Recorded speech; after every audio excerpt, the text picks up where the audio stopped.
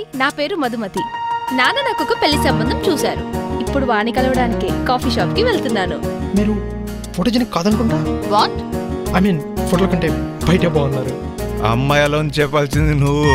ఫోటోలో చూస్తే ఏంజెల్ లా ఉంది, డైరెక్ట్ గా చూస్తే డెవిల్ లా ఉంది. నేను వంశీ గర్ల్ ఫ్రెండ్ మాట్లాడుతున్నాను. గర్ల్ ఫ్రెండా? ఆ ఎక్స్ గర్ల్ ఫ్రెండ్ కాల్ నిజంగానే నన్ను కన్ఫ్యూజ్ చేసింది. వాడు ఫిక్స్ చేస్తుంది వాచ్ లో కనుకుంటున్నారా? కాదండి, సిగరెట్ కెమెరా. వంశీ మధుకి ఫిదా అయినట్టున్నాడు. మనోడు అమ్మాయిల విషయంలో కొంచెం వీక్లే. వీక్ అంటే సోడు పిన్నమ్మ పాడు బుల్లోడు ఆ టైప్. నేను ఖాళీ కానీ పర్స్ కూడా ఖాళీ. నువ్వేమైనా క్రెడిట్ ఇస్తా అంటే రా బంగారు. ఇదేం బాలేదురా. అరే మామ, ఫ్రీగా ఇంతకన్నా మంచి అమ్మాయి ఎక్కడ దొరుకుతుందా?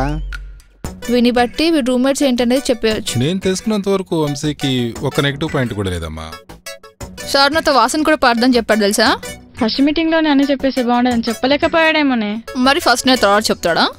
ఒక రూమ్ లో పెన్ కెమెరా పెట్టు, ఇంకొక రూమ్ లో గాగుల్ కెమెరా పెట్టు, అండ్ హాల్లో వచ్చేసి హ్యాంగర్ కెమెరా పెట్టు. స్టోరీ చాలా కన్ఫ్యూజన్ గా ఉంది.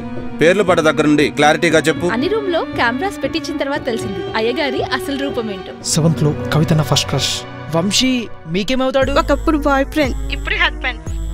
వంశీ చాలా మంచోడే. ఆ విషయం ప్రూవ్ అయ్యేసరికి నేను 2 పిల్లల తల్లినవుతానే.